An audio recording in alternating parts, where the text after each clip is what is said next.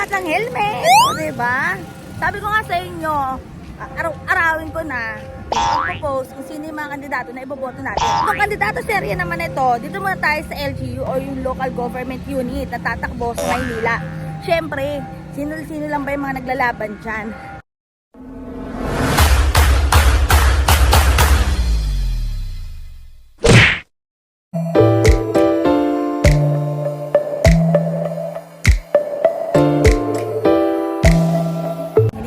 Tanungin kung sino yung iboboto natin para sa mayor ng Maynila. Dahil si Sam Versosa ang napili po natin na iboto. Bakit nga si SB o si Sam Versosa? Hindi natin natanong yan mga batang helmet. Hindi na dapat tanungin yan.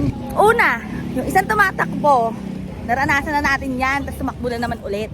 Yung isa, naranasan na rin natin yan. Wala naman tayong naramdaman.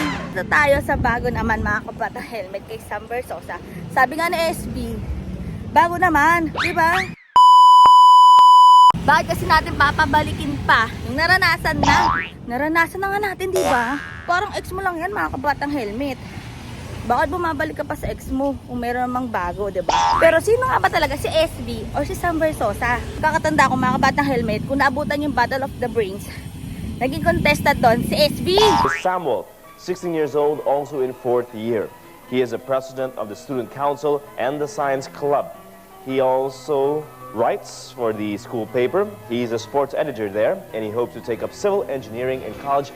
Let me ask you, Michael and Samuel, just how prepared are you for today's competition? We all know that if you win here, it's straight to the grand finals. What did you have to undergo? Samuel, Michael? Spiritual preparations. Oh, isa yon, spiritual preparation. Ano? Si SB po ay congressman ng Tutok Tuwin Party List, di ba? Nakakaloka lang talaga dahil yung iba sa atin, mas pinipili pa na pabalikin yung luma na.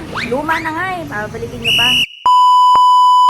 Gaya ng pagbili ng pizza dito, mga kabatang helmet. O, diba? Bakit pabalik pa ako dun sa hindi naman masarap? Siyempre, dun tayo sa bago. Nagustuhan mo ang video ito, huwag kalimutan mag-subscribe at i-click ang notification bell para lagi ka updated sa lahat ng mga in-upload namin ni Videographer.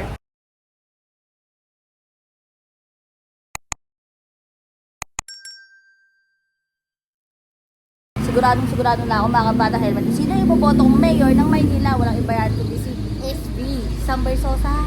Nakakaloka lang talaga kasi may mga nagsabi na hindi na nga daw babalik pero ba't bumabalik pa? At meron ding gusto pang bumalik at gusto pang ituloy pero wala naman talagang ginawa. Mga batang helmet, comment down below nyo dito kung ano masasabi nyo, especially dun sa mga supporters ng kabilang kampo. Pero malamang sa malamang may magagalit sa akin dyan dahil iba sa mga subscribers natin, nakilala natin dahil sa dating mayor. Bakit kasi pababalikin pa natin kung meron naman bago, diba? Wala naman tayong mapili. Kung may mapipili namang iba, edi subukan. Basta mga kabatang helmet, sabi nga sa buhay niya, nag-helmet din ang bukyo. Keeps getting better every day. God bless everyone. Bye!